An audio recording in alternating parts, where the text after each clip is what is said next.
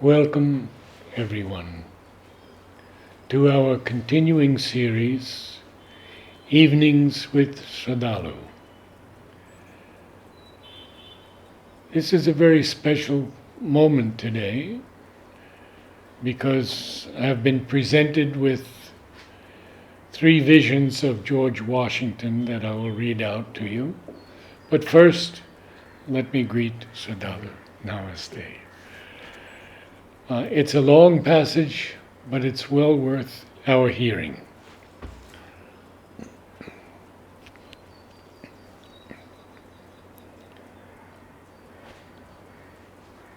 Someone who was with George Washington at Valley Forge during the winter of 1777 overheard Washington tell an officer that an angel had revealed a prophetic vision of America to him.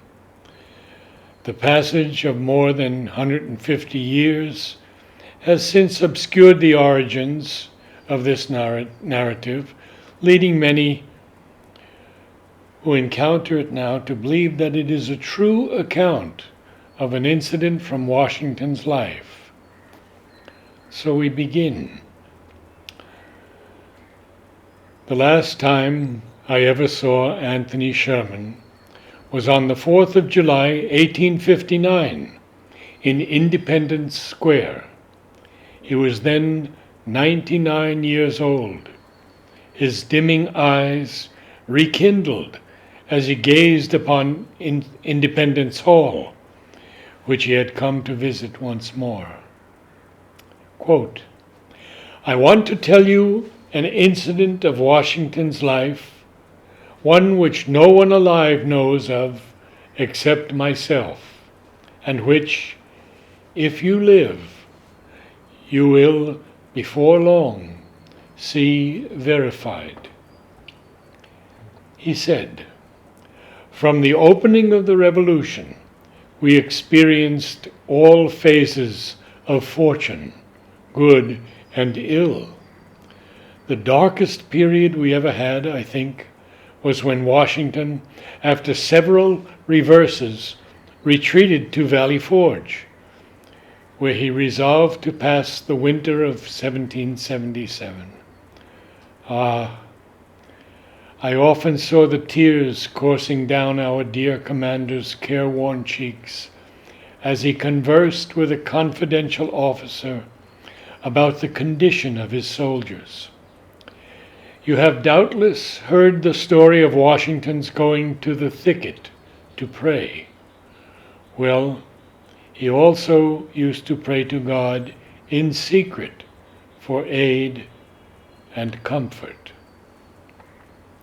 One day, I remember well, the chilly winds whistled through the leafless trees. Though the sky was cloudless and the sun shone brightly, he remained alone in his quarters nearly all afternoon.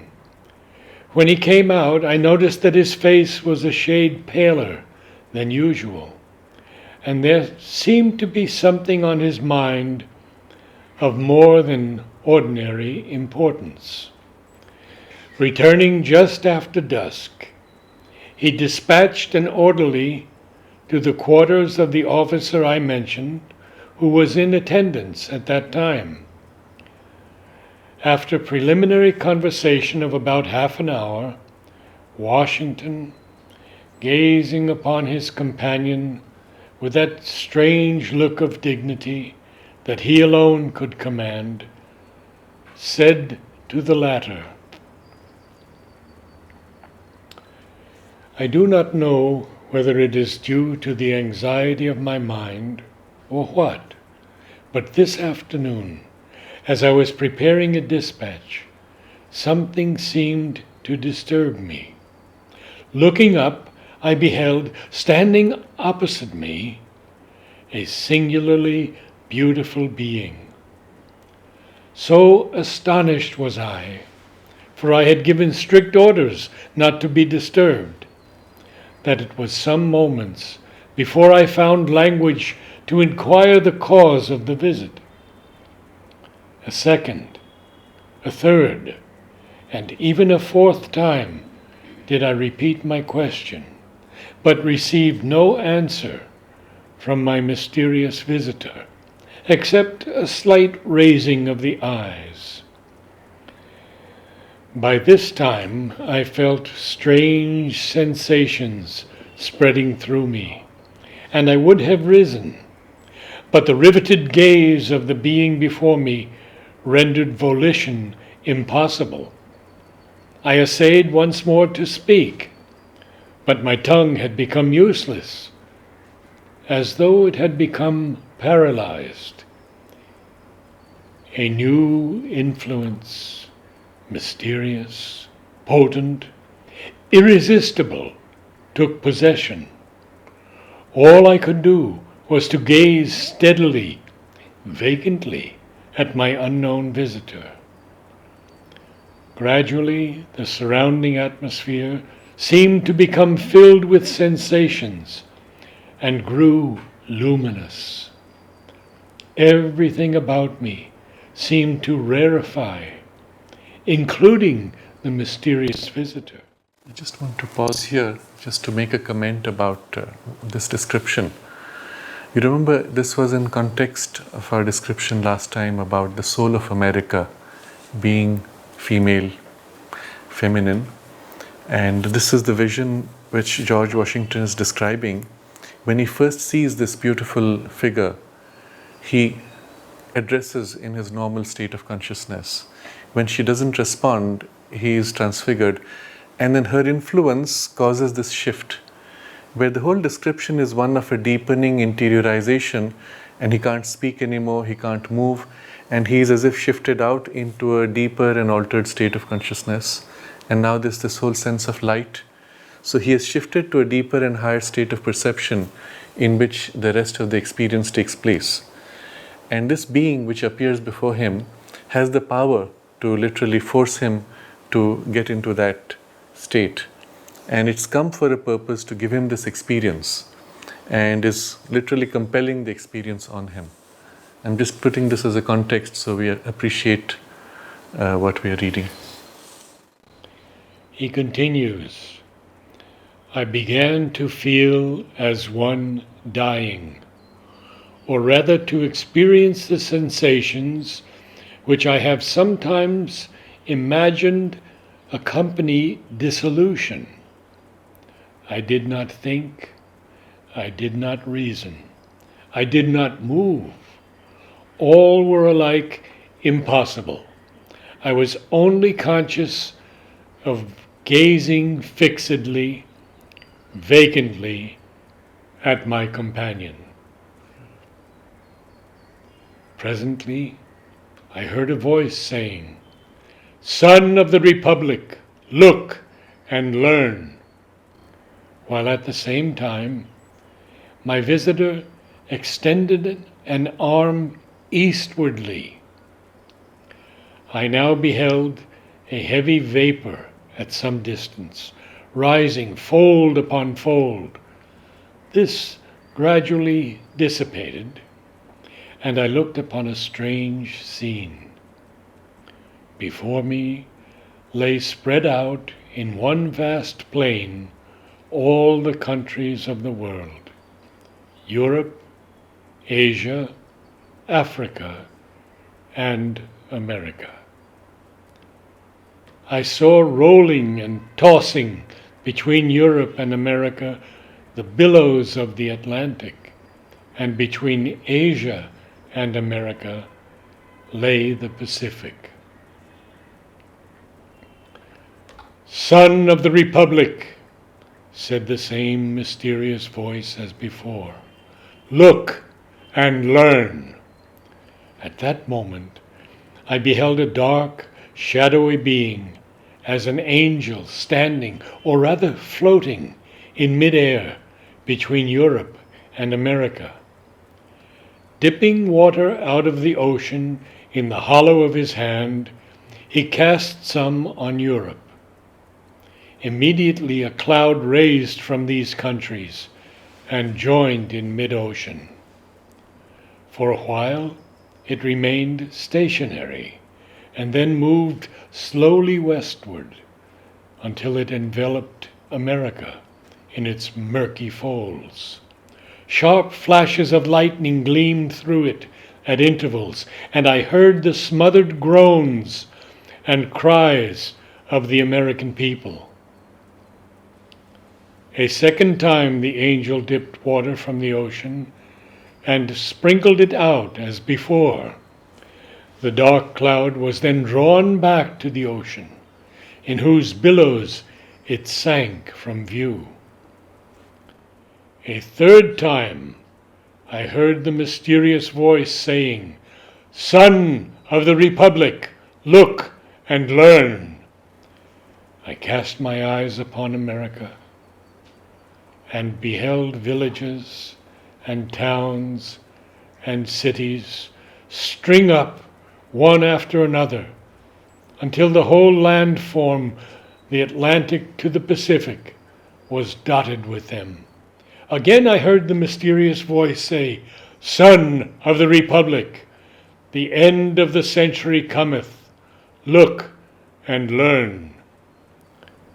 And this time the dark, shadowy angel turned his face southward, and from Africa I saw an ill-omened spectre approach our land. It flitted slowly over every town and city of the latter. The inhabitants presently set themselves in battle against each other. As I continued looking, I saw a bright angel, on whose brow rested a crown of light, on which was traced the word Union, bearing the American flag, which he placed between the divided nation. He said, "Remember, ye are brethren." Instantly the inhabitants, casting down their weapons, became friends once more and united around the national standard. Again, I heard the mysterious voice saying, "Son of the Republic, look and learn."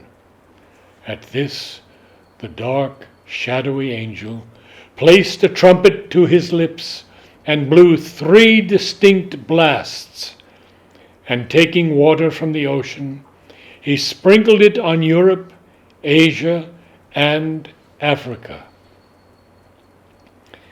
Then my eyes beheld a fearful scene. From each of these countries arose thick black clouds that were soon joined into one, and throughout this mass there gleamed a dark red light, by which I saw hordes of armed men who, moving with the cloud, marched by land and sailed by sea to America, which country was enveloped in the volume of cloud.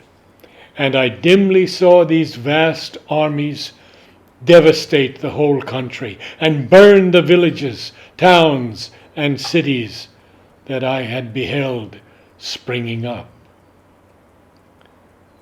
As my ears listened to the thundering of the cannon, the slashing of swords, and the shouts and cries of millions in mortal combat, I again heard the mysterious voice saying, "Son of the Republic, look and learn."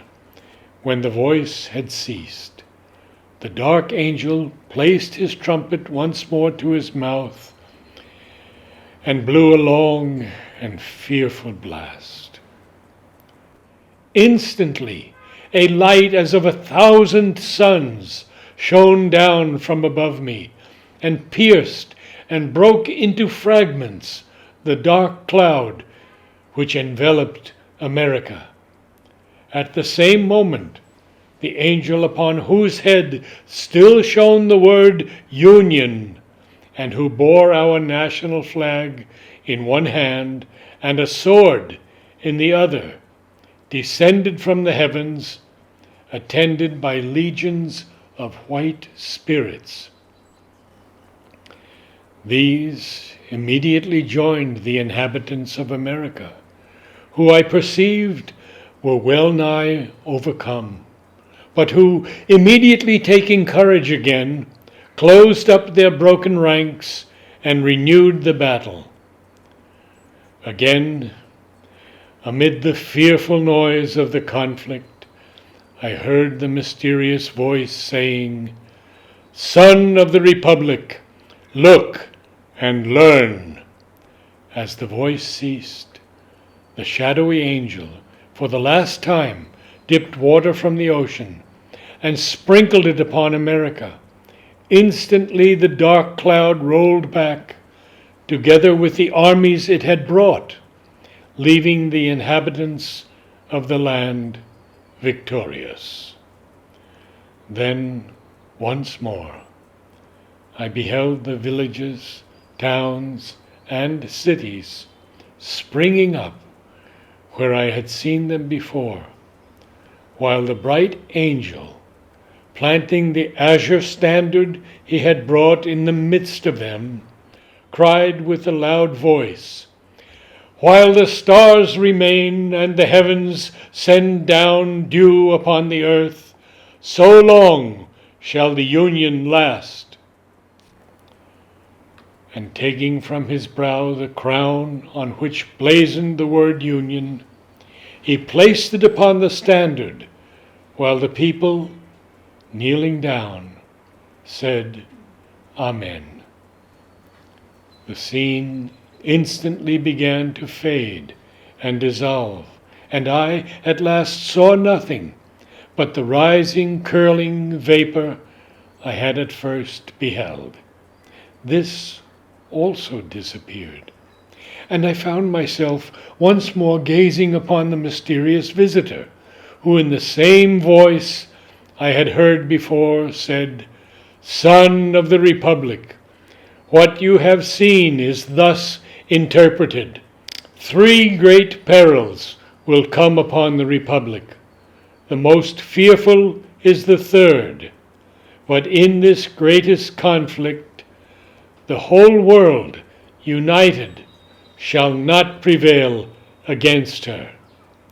Let every child of the Republic learn to live for his God, his land, and the Union."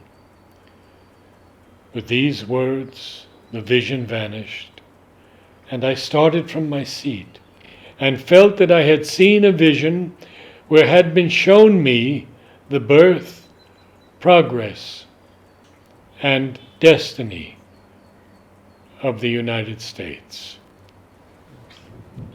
Such, my friends, said the venerable narrator, were the words I heard from Washington's own lips, and America will do well to profit by them.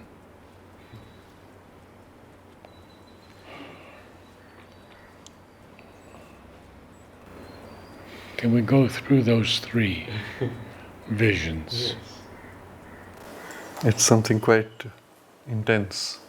Very intense, very intense. Prophetic. And this was written by Charles Wesley Alexander in journal soon after. So it's quite an old text. And in the evening talks where some of the sadhaks were sitting with Sri Aurobindo, they would ask him questions casually sometimes. So this is from the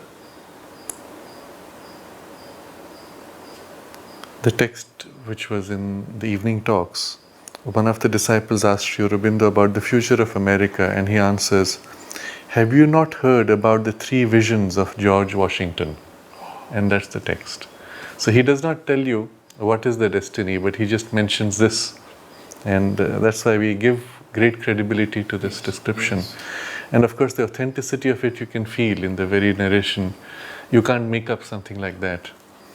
But in the text here, which I have, the writer who's quoting this from Sri Aurobindo says, later we heard from our elders in the ashram about George Washington and that Sri Aurobindo himself came on earth or had as an emanation George Washington. So they're saying that they heard from some ashramite sadhaks that George Washington was an emanation. Purani was copying these texts down. Yes, yes. It's an interesting thing. That's it. So if we can put into some context the three visions. Yes. What does it evoke to you?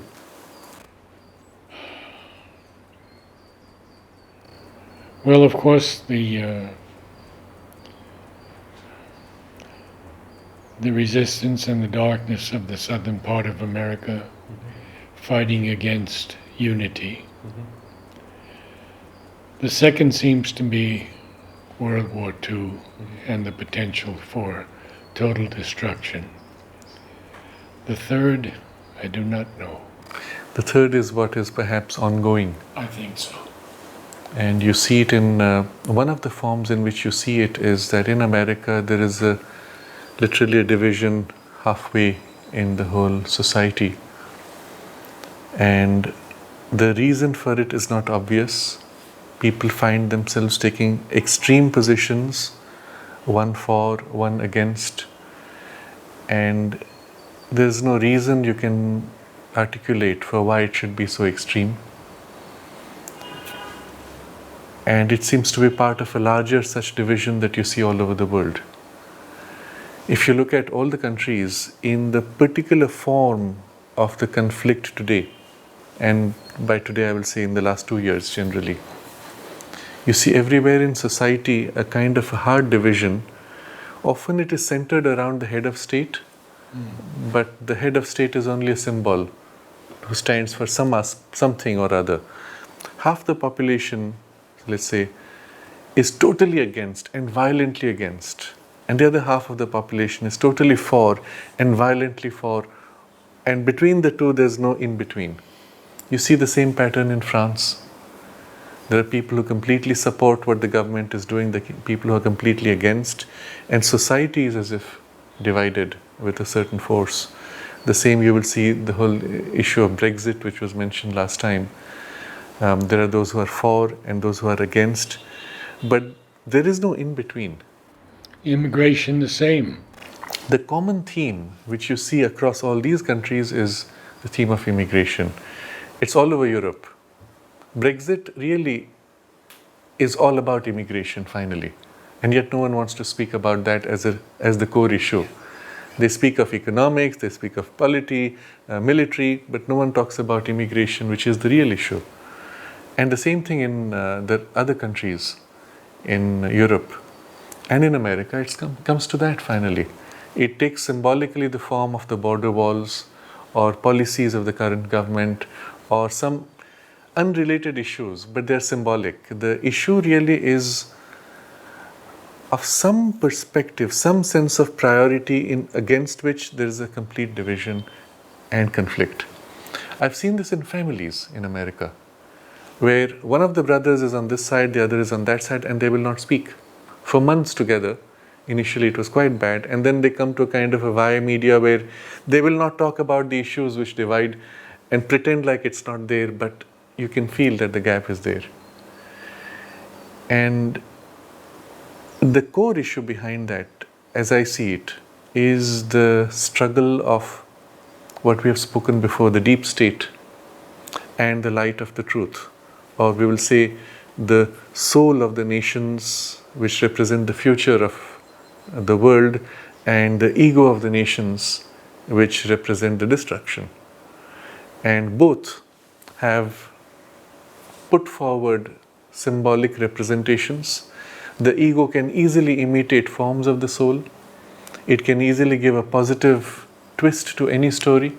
For example, in America, it can be, it takes this form that they say, we are liberal, meaning we accept all variations of viewpoints, we stand for freedom of speech, But the liberals today, or those who call themselves liberals, in fact are the most violently against free speech, are the most harsh in their censoring of someone else's right to differ from them. And it somehow doesn't make sense. This situation was not there 5 or 10 years ago. And it's formed rapidly in the last few years. And on the other side, there's a complete other view. The people who stand for something which is a freedom of speech, but you find their exaggerations of a kind which, of course, don't seem acceptable. They seem a misuse of the freedom of speech. Both sides end up effectively in some way as if wanting to suppress the other viewpoint. And how do you resolve this? And that's the nature of the division which you're seeing. It's so harsh, you do not see a way out. But to me, it's really the conflict between the soul values and the ego values. In America, the form of it, which I briefly touched upon last time, was the ego value is what you see as Uncle Sam, this pretty ugly old man. And he is dressed in all the right symbols of the Union flag, etc. He points his finger at you and says, your country needs you to go to war, to die for your country. All that is great, except what are you going to war for? If you look at the last 20 years, especially after 2001, when there was the 9/11 attacks and the invasion of the Middle East, you've had American soldiers, young people going, fighting, and then for what? Are they trying to defend their country? No. Are they trying to protect somebody? No. They're just trying to push forward an agenda of the deep state to seize upon, to control natural resources, to control global economies.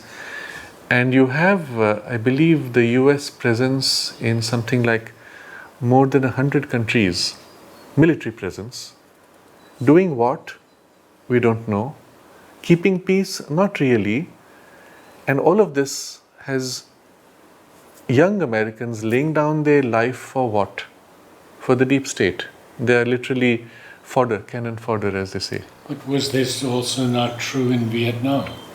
Vietnam was the turning point. This was one of the hugest. It was the turning point. I was told that before that, the mother had great hopes for the United States and, of course, the connection between India and the United States for the future, for the spiritual work that is to be done. And after Vietnam, she said the whole situation has changed.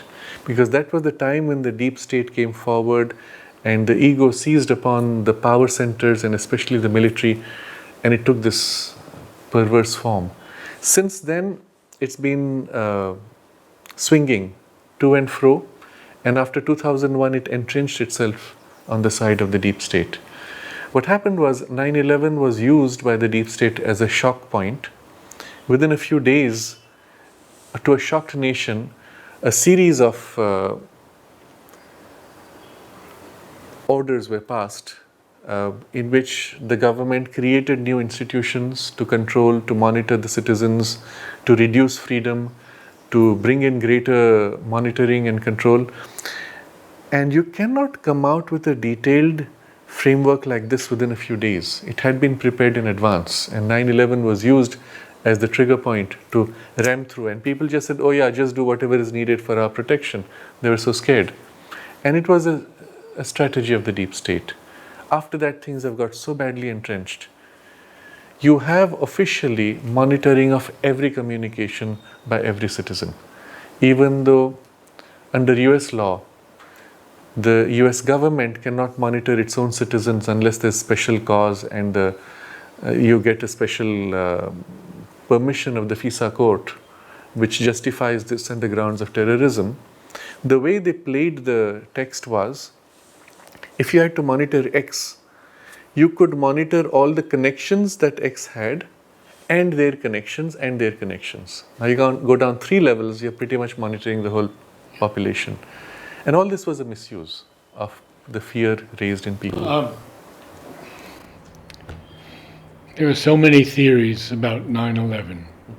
Have you had any insights into it? Yes, I think if you look with an open mind at all the documentation that is there, it's obvious that elements in the government were aware that it was being prepared, that they allowed it to happen, used it for the purpose of entrenching the deep state.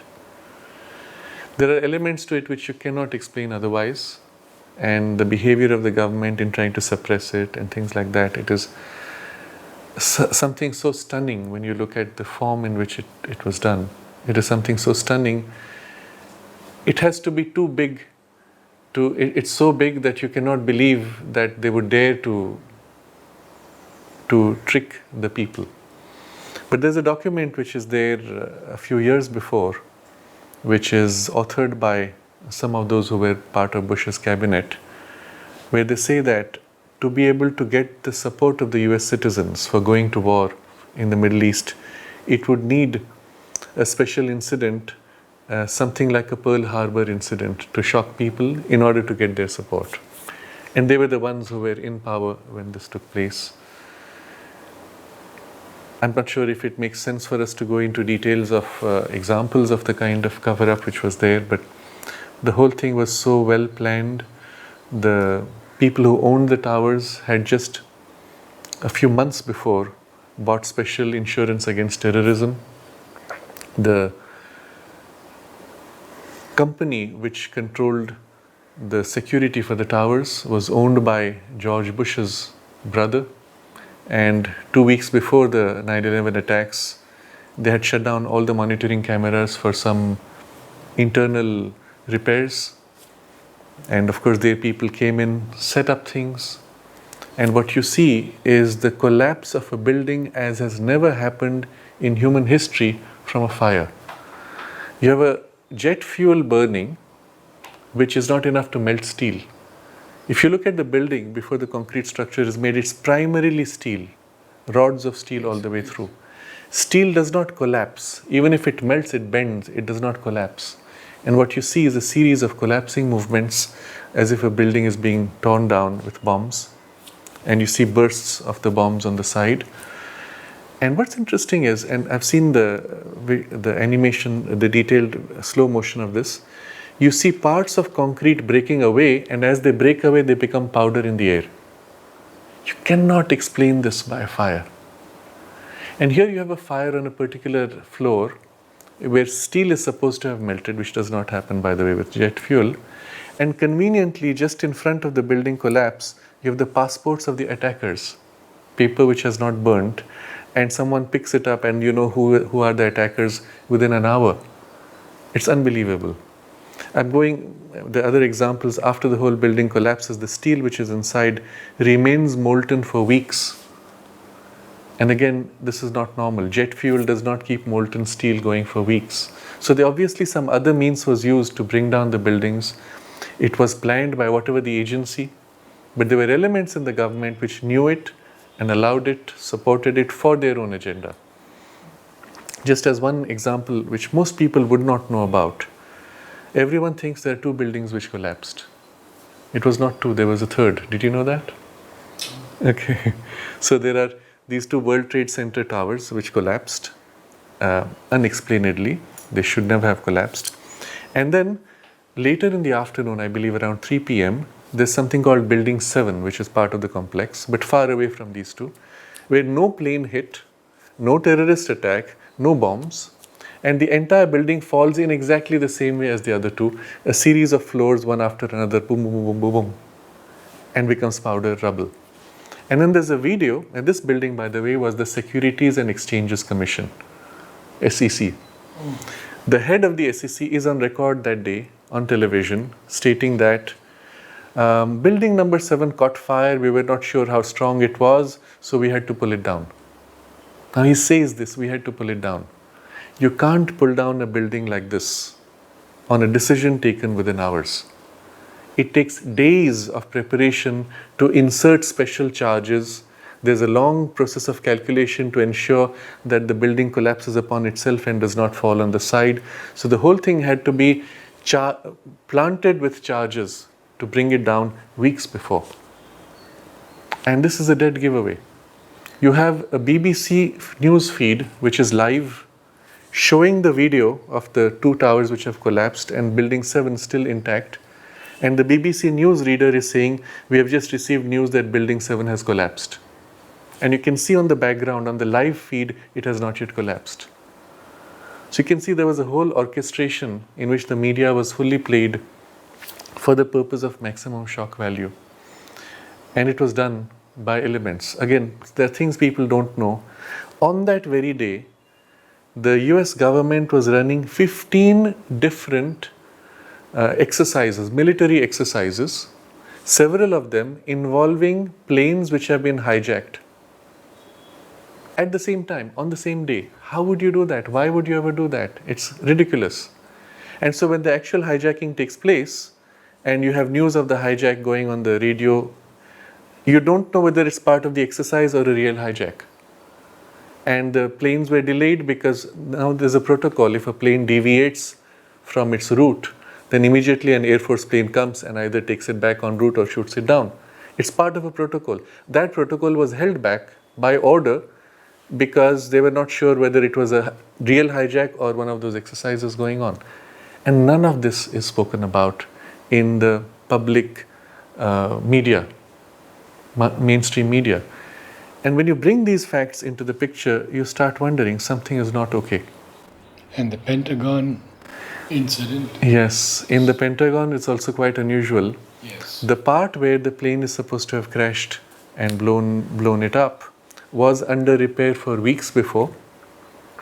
And there's a satellite picture which was released soon after. It was on Google Maps, anyone could view it, where there was a line, a white marker line which was drawn on the ground at the exact point where the plane later comes and hits. So it was as if there was a mark for a practice run. Now if you see the initial photographs of where the plane is supposed to have crashed, and I keep saying supposed to have, you will see the building of the Pentagon from the side and the top part of the arch still intact. The tail of a plane, of a Boeing, is taller than the top part of the arch. So if the plane had actually slammed into the walls and gone inside, it should have broken the top part. So, or the tail should have stayed out.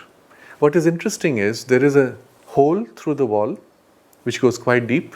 It's a narrow, round, perfect hole. Nothing of the tail, nothing of the wings on the side, and no wings outside broken, no engine, nothing fallen outside. It's as if the whole plane neatly folds through and goes into a nice little round hole, which is too small for a Boeing plane.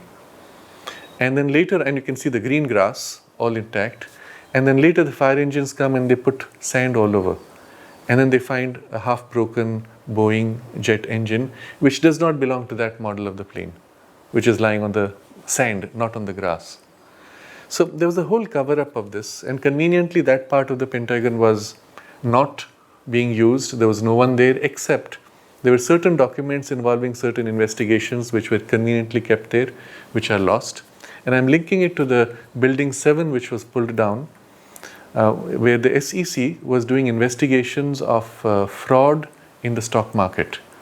So there are two things which to be mentioned. Everyone knows what happened September 11. No one knows what happened on September 10th. That was the day Rumsfeld made a dramatic announcement that in their records of the military, $2 trillion of military expenses are unaccounted for. Now he makes this announcement on 10th, and on 11th there's this crash. And all the documents relating to those records are conveniently kept in that part of the Pentagon where exactly the plane crashes. And the SEC was investigating fraud in the stock market of several companies, including it had all the documentation of heavy selling.